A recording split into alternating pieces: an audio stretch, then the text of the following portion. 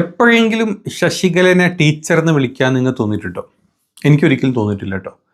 ശശികലനെ ഒരു വിഷം തിന്നി അല്ലെങ്കിൽ വിഷം ചീറ്റി അതല്ലെങ്കിൽ ഒരു രാജവെമ്പാല പാമ്പ് എന്ന് വിളിക്കാൻ എനിക്ക് തോന്നിയിട്ടുള്ളൂ.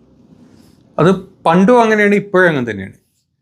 കുറച്ച് കാലങ്ങളായിട്ട് ശശികലയുടെ ഈ വിഷം പുറത്തോട്ട് ചീറ്റുന്ന ആ ഒരു പ്രത്യേക ഇത് നാട്ടിൽ കണ്ടിട്ടില്ല. പക്ഷേ കഴിഞ്ഞ ദിവസം നമ്മുടെ ഈ MR മധുവിനെ പോലത്തെ മറ്റ് ചില പാമ്പുകളും കൂടെ കൂടിയപ്പം ശശികല പൂർണ്ണ എന്താ പറയുക വിഷം ചീറ്റുന്ന സ്വഭാവം വീണ്ടും പുറത്തോട്ടെടുത്തു. അതായത് നമ്മുടെ നാട്ടിൽ ചില പ്രത്യേക ആൾക്കാർ ഈ സംഘ ആശയങ്ങൾക്കെതിരെ, സംഘപരിവാരങ്ങളുടെ ചെറ്റത്തരങ്ങൾക്കെതിരെ സംസാരിച്ച് തുടങ്ങിക്കഴിഞ്ഞാൽ പുറത്തു വരുന്ന ചില പാമ്പുകളുണ്ട്. ഇപ്പം ഈ MR മധു കേസരിയുടെ മധു പാമ്പിനെ പോലത്തെ, ഈ ശശികല പാമ്പിനെ പോലത്തെ കുറേ പാമ്പുകൾ പുറത്തോട്ട് ചാടി വരുന്ന ഒരു പ്രത്യേക അവസ്ഥ നമ്മൾ കണ്ടിട്ടുണ്ട് അല്ലേ. അപ്പം അതിൻ്റെ ഭാഗമായിട്ട് തന്നെയാണ് ഈ വേടനെക്കുറിച്ച് ഈ പാമ്പുകൾ, സത്യം ഈ സർപ്പങ്ങൾ, വിഷം ചീറ്റുന്ന ഈ സർപ്പങ്ങൾ പുറത്തോട്ട് വന്നതും. അതായത് വേടൻ്റെ വ്യക്തമായിട്ടുള്ള രാഷ്ട്രീയം പുറത്തു പറഞ്ഞു.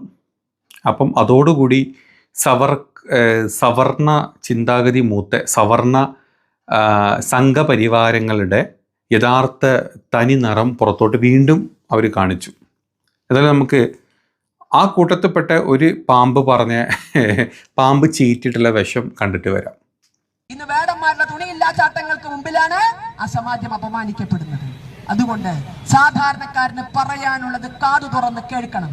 കഞ്ചാവോളികൾ പറയുന്നതേ കേൾക്കൂ എന്ന ഭരണകൂടത്തിന്റെ രീതി മാറ്റണം. ആളുകളെയൊക്കെ പിടിച്ച് വേദിയിൽ ഈ എന്താ പറയാ, ഷർട്ട് അഴിച്ചിട്ട് പാട്ട് പാടിയതുകൊണ്ട് ഈ വേടൻ ഒരു വലിയ സംഭവമാണെങ്കിൽ, നമ്മുടെ നാട്ടിലെ നിങ്ങളുടെ സംഘപരിവാരങ്ങളുടെ ഒരുത്തനെങ്കിലും ഷർട്ട് ഇട്ടിട്ട് സ്വാമിമാരുടെ പേരിലും മറ്റവൻ്റെ പേരിലും അഘോരിയുടെ പേരിലും മുട്ടമണി വരെ പുറത്ത് കാണിച്ച് ഈ പറഞ്ഞ മുട്ടമണിമ തൊട്ട് ജീവിക്കുന്ന, അല്ലെ മുട്ടമണിമ തൊട്ടിട്ട് പ്രാർത്ഥിക്കുന്ന സംഘപരിവാരങ്ങളെ നിങ്ങൾ ഒരുപാട് അങ്ങോട്ട് വേടൻ്റെ ഡ്രസ്സ് അല്ലെങ്കിൽ വേടൻ്റെ ഡ്രസ്സിനെ പറ്റി അല്ലെങ്കിൽ ഷർട്ട് ഇടാത്തതിനെ പറ്റിയൊന്നും എൻ്റെ പൊന്നു വിഷകലെ ചിലയ്ക്കാൻ നിൽക്കരുത്. നീയൊക്കെ ഒരു സംഘപരിവാരത്തിൻ്റെ അല്ലെങ്കിൽ സംഘപരിവാര അഘോരി സ്വാമി മുട്ട അഴിച്ചിട്ട് വന്നു കഴിഞ്ഞാലും നീയൊക്കെ അത് തൊട്ട് വന്നിക്കും. അപ്പം അവിടെ അതൊന്നും പ്രശ്നമല്ല. വേടം ഷർട്ട് അഴിച്ചിടുന്നതാണ് ഈ പറഞ്ഞ സംഘപരിവാരത്തിൻ്റെ ഏറ്റവും വലിയ എത്തിച്ച് അതിന്റെ മുന്നിൽ പതിനായിരങ്ങളെ തുള്ളിക്കേണ്ടി വരുന്ന ഗതികേട്. ആടിക്കളിക്കടാ കുഞ്ചിരാമ, ചാടിക്കളിക്കടാ കുഞ്ചിരാമ എന്ന് പറഞ്ഞിട്ട് ആ കുഞ്ചിരാമന്മാരെ ചാടിക്കളിപ്പിക്കുകയും ചുടുചോറ് മാന്തിക്കുകയും ചെയ്യുന്ന ഇത്തരം സംവിധാനങ്ങൾ അവസാനിപ്പിക്കാൻ സമയമായി എന്ന് ഭരണകൂടത്തിന് മുന്നിൽ കെഞ്ചാനല്ല, ആജ്ഞാപിക്കാൻ തന്നെയാണ് ഹിന്ദു ഐക്യവേദി എത്തിയിരിക്കുന്നത്. കാരണം ഞങ്ങളൊരു ഹിന്ദു ഐക്യവേദി ഭരണകൂടത്തിൻ്റെ അടുത്ത് ആജ്ഞാപിക്കാൻ, തീട്ടത്തിലെ പുഴുക്കളായിട്ടുള്ള നിങ്ങൾ ആജ്ഞാപിച്ചു കഴിഞ്ഞാൽ കേൾക്കാൻ ഈ നാട്ടിലെ ഭരണകൂടം എന്താണ്, ഇങ്ങോട്ട് കേട്ട് നിൽക്കുകയാണോ? ഹിന്ദു ഐക്യവേദി ആജ്ഞാപിച്ചിട്ടുണ്ട്, ഇന്നു മുതൽ നമ്മൾ വേടൻ്റെ പാട്ടുകൾ നിർത്തും, അതല്ലെങ്കിൽ ഷർട്ട് അയച്ചിട്ടുള്ള വേടൻ്റെ പാട്ടുകളും കാര്യങ്ങളും നിർത്തും. അങ്ങനെയാണ് പിന്നെ ഈ നാട്ടിൽ ഒരു ഹിന്ദു ഐക്യവേദിയുടെ ഒരു സ്വാമിമാരും ഒരു പുരോഹിതന്മാരും നാട്ടിൽ ജീവിക്കാൻ പറ്റില്ല. വെറും ജഡ്ഡിൻ്റെ പുറത്തൊക്കെയാണ് ഈ പറഞ്ഞ ഹിന്ദു ഐക്യവേദിയുടെയും ഈ പറഞ്ഞ നിങ്ങളുടെ വലിയ മുത്തപ്പന്മാരും നടന്നുകൊണ്ടിരിക്കുന്നത്. ജഡ്ഡിൻ്റെ പുറത്ത് നിൽക്കുന്ന ആൾക്കാരും ഷർട്ട് അയച്ചിട്ട ആൾക്കാരും തമ്മിൽ എന്ത് വ്യത്യാസമുള്ളത്? ആ വ്യത്യാസങ്ങൾ എപ്പോൾ നിങ്ങൾക്ക് മനസ്സിലാവുന്നോ അന്ന് നമുക്ക് മനസ്സിലാവും ഹിന്ദു ഐക്യവേദിയുടെ ഓള അല്ല പിന്നെ സംഘടനയല്ല.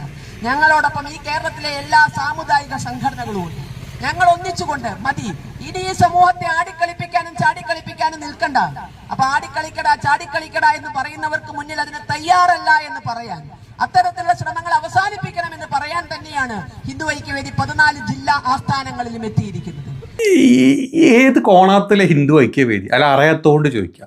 ഈ നാട്ടിൽ ഹിന്ദുക്കളും മുസ്ലിങ്ങളും ക്രിസ്ത്യാനികളും ഉണ്ട്, ഇവർക്ക് ആർക്കൊരു പ്രശ്നമില്ല. പിന്നെ ഹിന്ദു ഐക്യവേദി എന്നും പറയാൻ നീക്ക കൊണ്ട് കുണയ്ക്കുന്ന ഏത് മയിര്, എന്ത് തേങ്ങുള്ളത്? ഈ വിഷം ചിത്താൻ വേണ്ടിയിട്ടോ അല്ലെ വിഷം ചിന്താൻ വേണ്ടി മാത്രം പുറത്തു വന്നിട്ടുള്ള പ്രത്യേകതരം ഐക്യവേദികളും വല്ലതും ആണത്? ഒന്ന് പോടി തള്ളേ, പോയി ചത്ത് എവിടെങ്കിലും പോയി ചത്ത് തൊലഞ്ഞ് എന്തെങ്കിലും വല്ല നിനക്കൊക്കെ മക്കളൊക്കെ ഉണ്ടോ? കണ്ടിട്ടില്ല, അതുകൊണ്ട് ചോദിക്കുന്നതാ.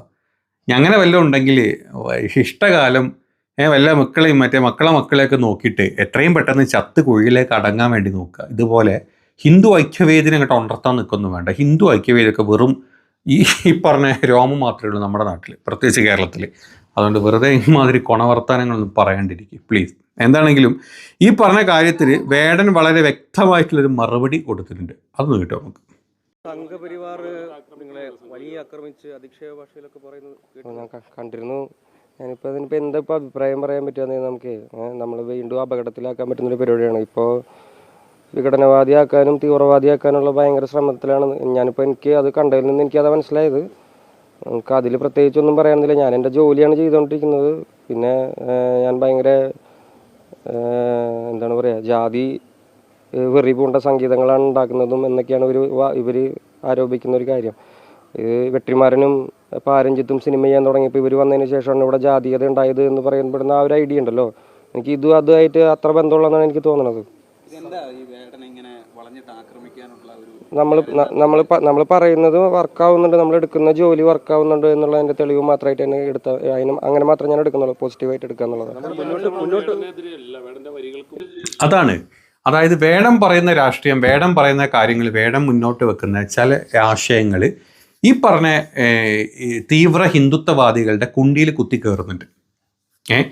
നമ്മളിപ്പം ഈ നമ്മുടെ രാജ്യം ഭരിക്കുന്ന പാർട്ടിയുടെ അല്ലെങ്കിൽ നമ്മുടെ രാജ്യം ഭരിക്കുന്ന ആ ഒരു പ്രത്യേക വിഭാഗത്തിനോട് എന്ത് ചോദിച്ചു കഴിഞ്ഞാലും അവർ രാജ്യദ്രോഹികളും ദേശദ്രോഹികളും അല്ലെങ്കിൽ പാകിസ്ഥാനികളൊക്കെ ആവുന്ന കാലത്ത് ഇതുപോലെ തന്നെ നമ്മുടെ നാട്ടിൽ നിന്ന് വേടൻ ചില കാര്യങ്ങൾ, ചില രാഷ്ട്രീയം, ചില കാര്യങ്ങൾ പറയുന്ന സമയത്ത് നമ്മുടെ നാട്ടിലെ ഈ പറഞ്ഞ ഹിന്ദു ഐക്യവേദിക്കും RSSനും സംഘപരിവാരങ്ങൾക്കും മൂട്ടിൽ തീയിട്ട സുഖമാണ് കിട്ടുന്നത്. അപ്പം പിന്നെ അവർ പൊളഞ്ഞ് ഈ പാമ്പിൻ്റെ മേലോട്ട് മണ്ണെണ്ണ ഒഴിച്ച് കഴിഞ്ഞാൽ പാമ്പ് പൊളഞ്ഞോടുന്ന പറഞ്ഞ് ഈ വേടൻ ചെറുതായിട്ടൊന്ന് മണ്ണെണ്ണ ഒഴിച്ചു കൊടുത്തു. പാമ്പുകൾ അവിടെയും വേണ്ടി ഓടിക്കൊണ്ടിരിക്കുകയാണ്. അത് MR മധുവിൻ്റെ വിഭാഗത്തിൽ, ഈ പറഞ്ഞ വിഷകലയുടെ വിഭാഗത്തിൽ, മറ്റ് ഈ പറഞ്ഞ ഷാബുവിനെ പോലത്തെ ചില തിട്ട വാണങ്ങളുടെ വിഭാഗത്തിൽ പൊളഞ്ഞു ഓടിക്കൊണ്ടിരിക്കുക, വേറൊന്നുമില്ല. അപ്പോൾ അവർ ഓടിക്കൊണ്ടിരിക്കും. ഈ നാട്ടിലെ മറ്റ് മുസ്ലിങ്ങളും ക്രിസ്ത്യാനികളും ഹിന്ദുക്കളും ഇത് കണ്ട് വെറുതെ അതിൻ്റെ പിന്നാലെ പോകേണ്ട ഒരു കാര്യമില്ല. ഈ പറഞ്ഞ പാമ്പുകൾ മണ്ണെണ്ണ ഒഴിച്ചു കഴിഞ്ഞാൽ അവരവരെ വഴിക്ക് ഓടും. കുറേ കാലം കഴിഞ്ഞാൽ തോലൂരി ചത്ത് പട്ടമായിട്ട് ജീവിതമെല്ലാം ഉണ്ടാവും. ആ രീതിയിലോട്ട് എടുത്താൽ മതി, അല്ലാണ്ട് ഇതിന് തല കയറ്റേണ്ട കാര്യമില്ല. പക്ഷേ ഇന്നലെ നമ്മുടെ വിഷകല വേറെ ചില കാര്യങ്ങൾ പറഞ്ഞു. ഈ വിഷകല ഇപ്പറഞ്ഞ കാര്യങ്ങൾക്കുള്ള മറുപടി എന്ത് കൊടുക്കണം കേട്ടു. തനതായ എത്ര കലാവിഭാഗങ്ങൾ അവർക്കുണ്ട്. പട്ടികജാതി പട്ടിക വിഭാഗങ്ങൾക്ക് തനതായ എന്തെന്ത് കലാരൂപങ്ങളുണ്ട്. റാപ്പ് സംഗീതമാണ് ഇവിടുത്തെ പട്ടികജാതിക്കാരനെയും പട്ടികവർഗക്കാരനെയും തനതായ കലാരൂപം. ഗോത്ര സംസ്കൃതി അതാണോ? അവരുടെ വ്യക്തിത്വം ഉറപ്പിക്കേണ്ടത് അതാണോ? അല്ല വിഷകലെ, പാണൻ എന്നും നിന്റെയൊക്കെ വീട്ടിൽ വന്നിട്ട് ഓശാനിച്ച് പാട്ട് പാടണം എന്നാണോ നീ പറഞ്ഞതിൻ്റെ അർത്ഥം? നമ്പൂരിശൻ്റെ വീട്ടിലും നായിൻ്റെ വീട്ടിലും നിൻ്റെയൊക്കെ അണ്ണാക്കിലേക്ക് കയറി പാണൻ പാട്ട് പാടി ജീവിതം തീർക്കണം എന്നാണോ? അല്ല, അറിയാത്തോണ്ട് ചോദിക്കുകയാണ്. പാണൻ അതിൻ്റെ പരിപാടി കഴിഞ്ഞു ശശികലെ, നാട് മാറി.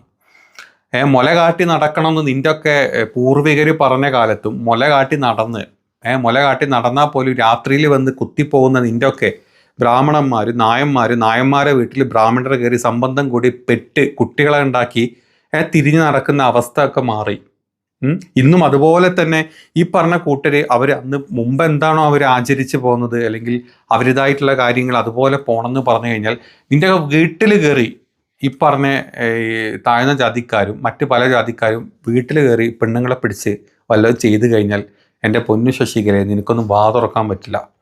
പണ്ട് മുല കാട്ടി നടന്ന് ഒരു 12 അടി അപ്പുറത്തോട്ട് മാറി നടന്ന്, അതല്ലെങ്കിൽ നിൻ്റെയൊക്കെ കാരണവന്മാർ വരുന്ന സമയത്ത് പുളത്തിരുന്ന് ജീവിച്ചു പോകുന്ന ആ രാജ്യം അല്ലെങ്കിൽ ആ കാലമൊക്കെ കഴിഞ്ഞു ശശികലെ.